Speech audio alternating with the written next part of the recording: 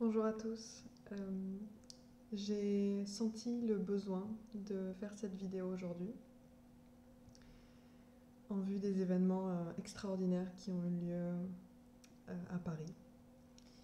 Et j'ai eu besoin de faire cette vidéo parce que je viens d'avoir une personne que j'aime profondément au téléphone et qui m'a dit, au fil de la conversation, j'espère que tous les États du monde vont se réunir et qui vont décider de massacrer ces personnes. Donc cette personne est une personne que j'aime et que je respecte profondément. Et je ne partage pas ça avec vous pour que nous soyons dans le jugement, mais au contraire pour que nous soyons extrêmement attentifs à ce qui est en train de se passer. Ça, c'est la souffrance. Ça, c'est la façon dont la souffrance s'exprime chez tous les êtres humains. Nous partageons tous ces caractéristiques. Et c'est intéressant de voir comment, quand nous sommes blessés par des événements, par des douleurs, par des traumatismes, nous avons toujours le choix. Nous avons le choix de l'énergie que nous décidons de créer. On pourrait schématiser par l'énergie de l'amour ou l'énergie de la peur ou l'énergie de l'amour et de la haine. Mais l'idée, c'est que quelque part au fond de nous, nous sommes tous pour quelque chose.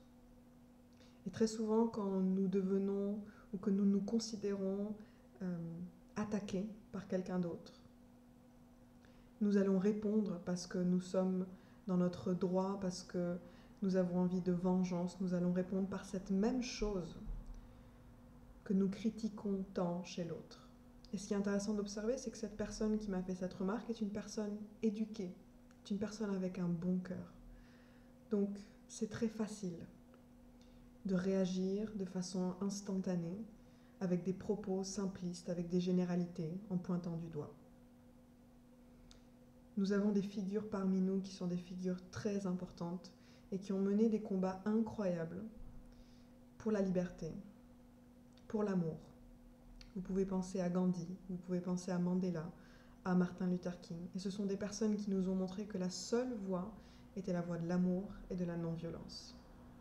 Gandhi avait cette phrase où il disait « Œil pour œil rendra le monde aveugle ». Donc en ce moment, nous sommes tous, selon notre émotivité, selon les affiliations que nous avons avec certaines personnes, nous sommes tous plus ou moins émus. Personnellement, je suis très émue. Et je crois que cette émotion doit être sentie, elle ne doit pas être jugée, elle ne doit pas être instantanément transformée en quelque chose de positif.